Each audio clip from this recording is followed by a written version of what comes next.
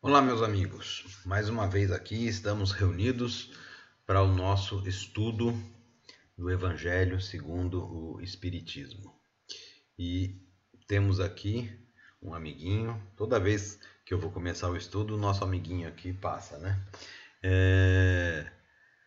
Vamos fazer uma breve oração pedindo a Jesus e aos nossos amigos, conselheiros espirituais que nos concedam a graça do entendimento, do esclarecimento, para que nós possamos compreender as palavras do Evangelho da forma que elas precisam ser compreendidas e que, acima de tudo, consigamos colocá-las em prática na nossa vida. Que assim seja. Não vamos nos esquecer que, ao fim do nosso trabalho, nós vamos fazer, cada um em sua casa, né, as vibrações por aqueles nossos amigos espirituais, encarnados e desencarnados, e vamos pedir para os nossos amigos da espiritualidade que fluidifiquem a água que nós colocaremos ao nosso lado nessa vibração. Muito bem, nós estamos no capítulo 24, né? Que é o Não Coloqueis a Candeia sobre o Alqueire, né? Já foi bastante falado a respeito disso, né? É um capítulo, né, que a gente precisa entender muito bem, porque, como todo o Evangelho, a gente não pode interpretá-lo ao pé da letra, precisamos de um bom entendimento, e para isso tivemos, né, para nossa felicidade,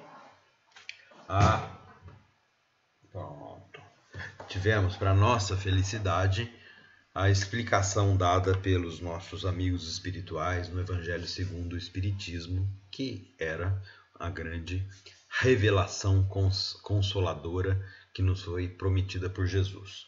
Muito bem, então vamos lá. Hoje nós vamos para o item 17, eu já pulei aqui direto para lá, né?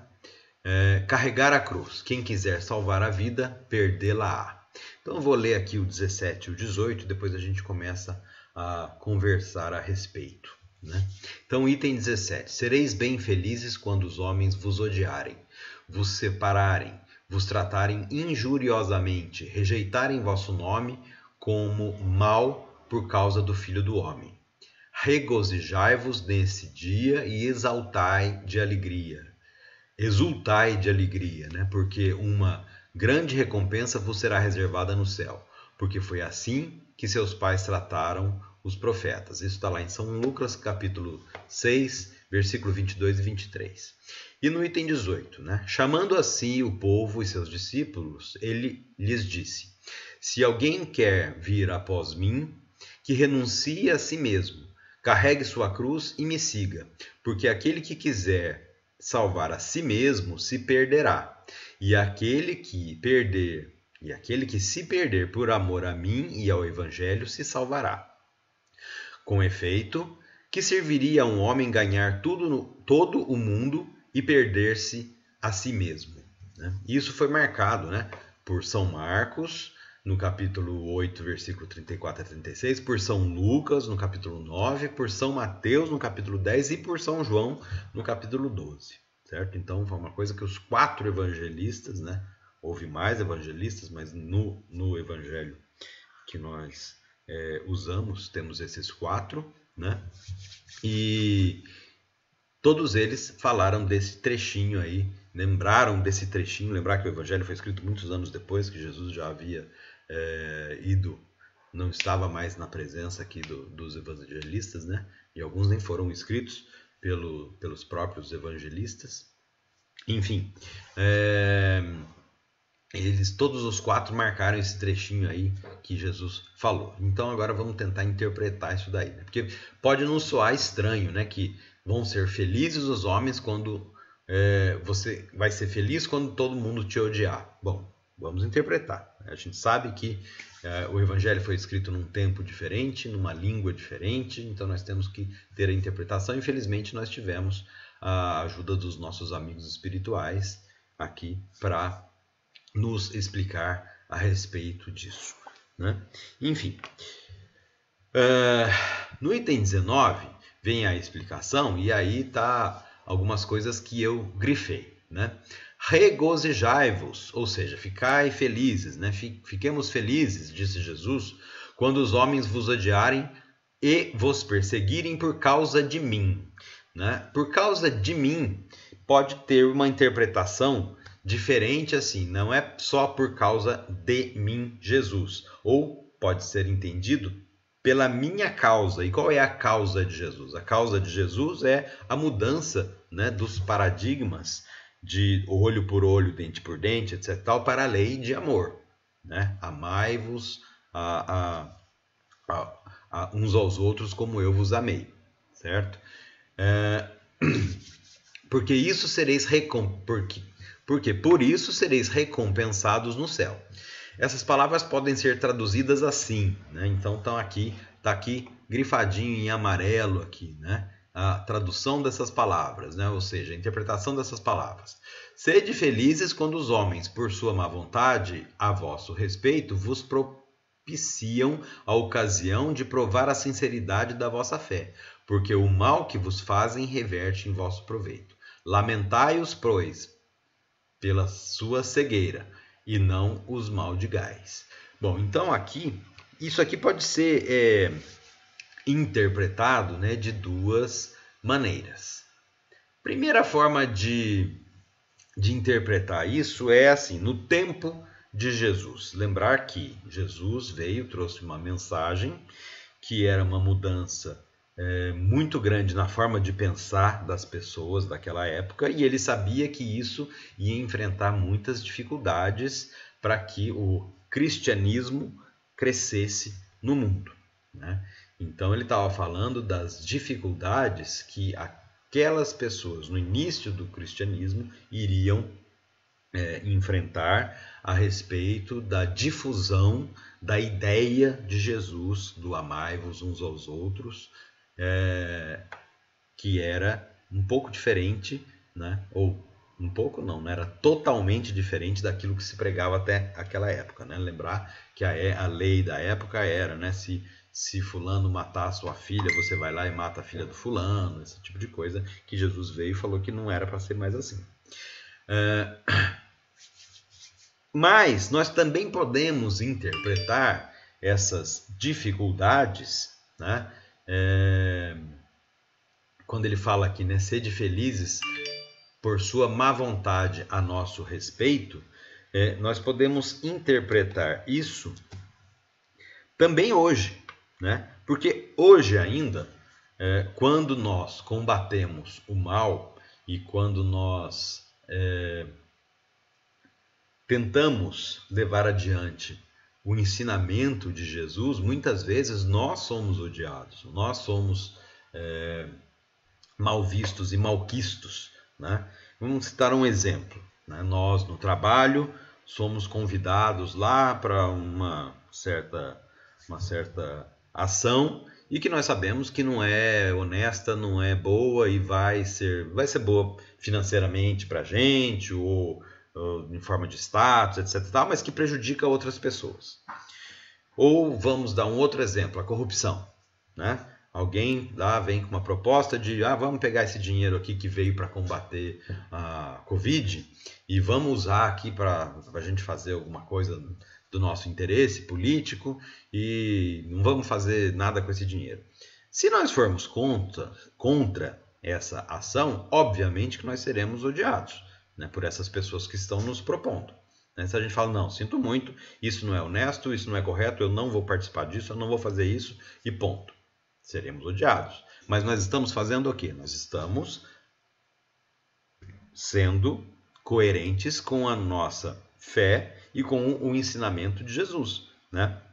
Amar uns aos outros. Porque vejam só, essas pessoas, né, que se misturam aí em corrupção e etc e tal. Deixa de construir um hospital, deixa de dar bom atendimento à saúde às pessoas e o dinheiro é todo desviado lá para os interesses próprios. Essas pessoas estão sendo homicidas, né? Porque se as pessoas deixam de ser salvas porque alguém desviou o dinheiro, esse alguém que desviou o dinheiro está sendo homicida. Pode ser até um homicida involuntário, mas pela lei da causa e efeito nós sabemos que essas pessoas vão pagar por isso. E quem for contra essa ideia, muitas vezes poderá ser odiado. Então, não só lá na época de Cristo, né, que ia ser muito difícil, ele já estava dizendo, né, quem fosse defendê-lo ia enfrentar dificuldades e essas pessoas seriam felizes, mas hoje em dia também, né? Hoje em dia também. Bom, e aí depois vem um outro trechinho aqui, né? Depois a junta. Aquele que quer me seguir, carregue sua cruz, quer dizer, suporte corajosamente as tribulações que a sua fé lhe suscitará. Porque aquele que quiser salvar a sua vida e seus bens, em me renegando, perderá as vantagens do reino dos céus. Ao passo que aqueles que tiverem perdido tudo nesse mundo, mesmo a vida, para o triunfo da verdade, receberão na vida futura o prêmio da sua coragem, da sua perseverança e da sua abnegação.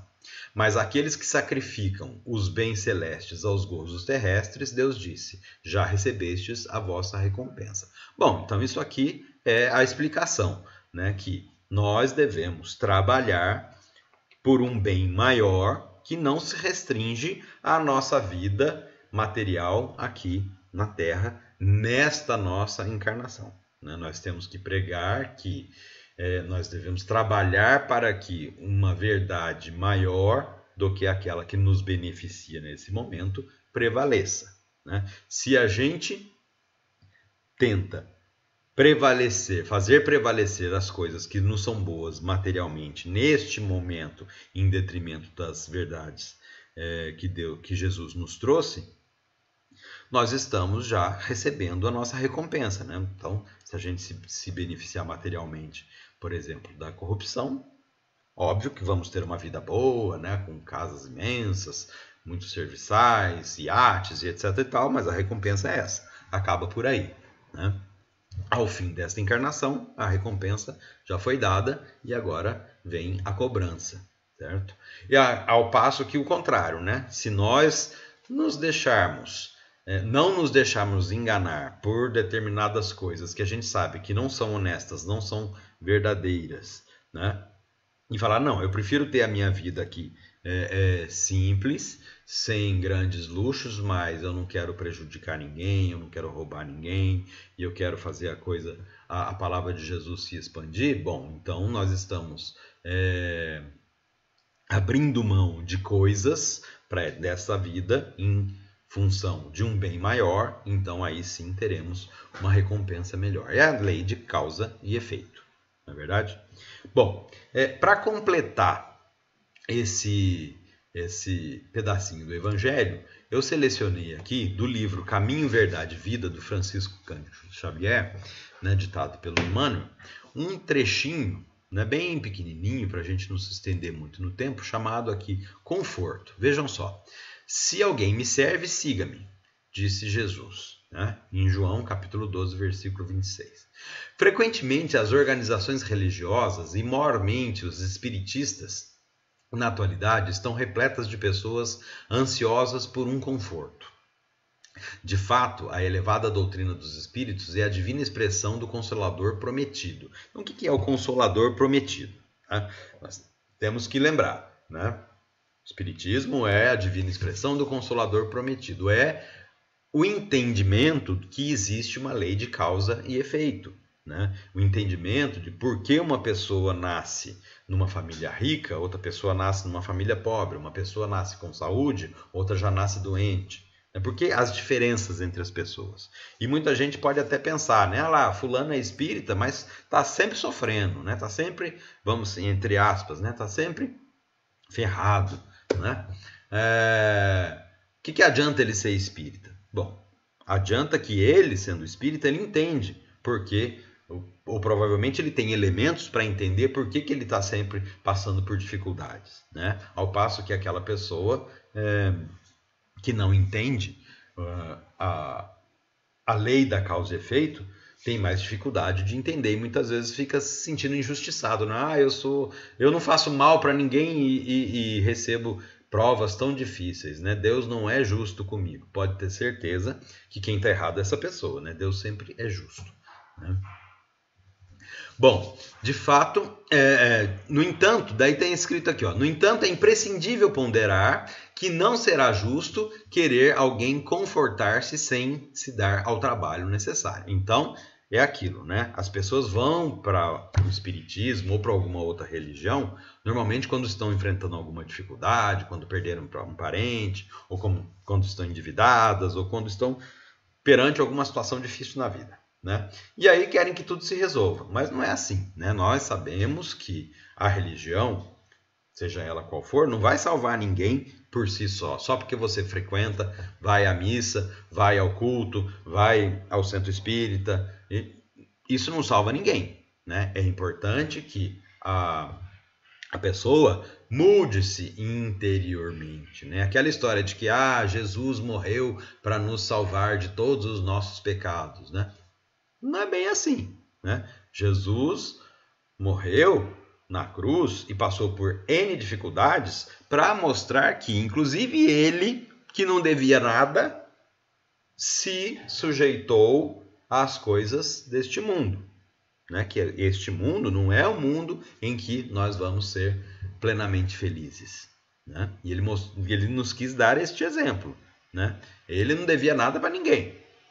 E mesmo assim teve que passar por tudo aquilo que passou. Né? Então essa história de que ele morrendo na cruz nos salvou de todos os pecados. Ou no momento que vai morrer, chama lá o padre, né? Confessa, está perdoado de tudo, pronto, vai para os mundos felizes. Não, não é assim. Nós sabemos que não é assim. Então vem lá, muitos pedem amparo aos mensageiros do plano invisível, mas como recebê-lo se chegaram ao cúmulo de abandonar-se ao sabor da ventania impetuosa que sopra de rijo nos resvaladouros dos caminhos? Ou seja, né, que isso aqui é meio complicado, as palavras são um pouco complicadas, mas é assim, né, a pessoa vem e pede ajuda aos espíritos. Aí eu venho aqui no centro e falo, meus amigos espirituais, me ajudem, porque eu estou passando por uma dificuldade muito grande na minha família, etc e tal. E ao invés de ir lá para a família, né, saiu da oração e ir lá para a família para fazer o que tem que ser feito, sai e vai, sei lá, para a festa, para o bar, e vai ser feliz, como dizem, né? Mas eu já rezei, tá rezado, pronto. Não, não é assim que vai acontecer, não vai ter esse amparo, né? Conforto espiritual, acho que muito interessante esse trechinho aqui, ó. Conforto espiritual não é como o pão do mundo, que passa mecanicamente de mão em mão para saciar a fome do corpo, mas sim como o sol. Conforto espiritual é como o sol, que é o mesmo para todos, penetrando, porém, somente nos lugares onde não se haja feito um reduto fechado para sombras. Então é assim, se você pede conforto espiritual, você tem que se abrir para a luz que vem do mundo espiritual. Né? Se você permanece nas sombras, permanece nas atitudes que te deixam nas sombras, o conforto espiritual, a luz de Jesus, não nos atinge. Né?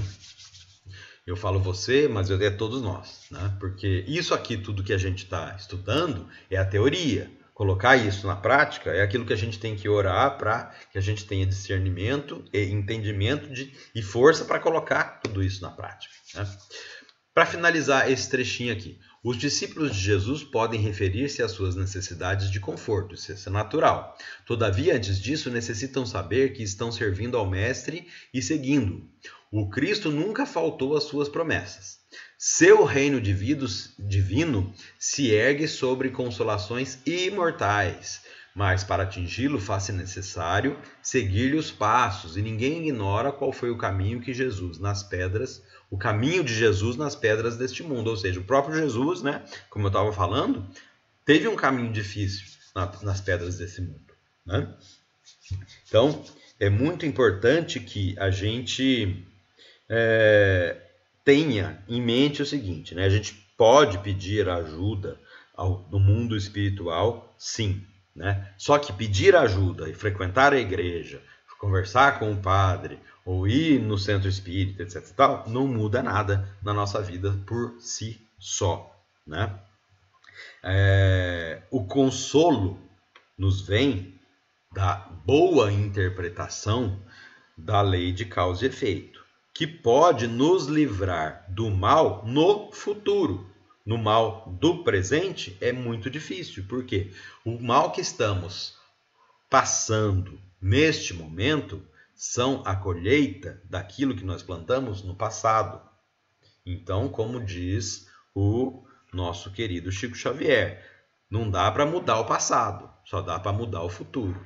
Então, se a gente procura a religião, o espiritismo, seja lá qual for, como forma de restauração interna, na nossa reforma íntima, nós sim estamos plantando sementes melhores que nos garantirão conforto para o futuro, porque se plantarmos sementes melhores agora, colheremos certamente frutos melhores no futuro. Então, a busca da religião, da filosofia espírita, dos ensinamentos de Jesus, podem nos livrar do mal, sim, desde que nós praticarmos a nossa reforma íntima, plantemos, né, sementes melhores para colher frutos melhores no futuro, né? Então, essa é a ideia deste evangelho de hoje, aqui segundo o meu humilde entendimento, mas temos que ter consciência. É uma luta diária, né? O orai e vigiai é uma boa receita, né? É uma luta diária a gente interpretar o evangelho como deve e uma luta diária a gente tentar colocar em prática na nossa vida diante das dificuldades que nós temos do mundo material, né? Mas com o esforço é que a gente vai melhorando um pouquinho que seja por dia. É isso. Eu desejo a todos boas vibrações depois deste estudo do Evangelho, que Jesus esteja no nosso meio sempre, nos iluminando na nossa caminhada. Que assim seja.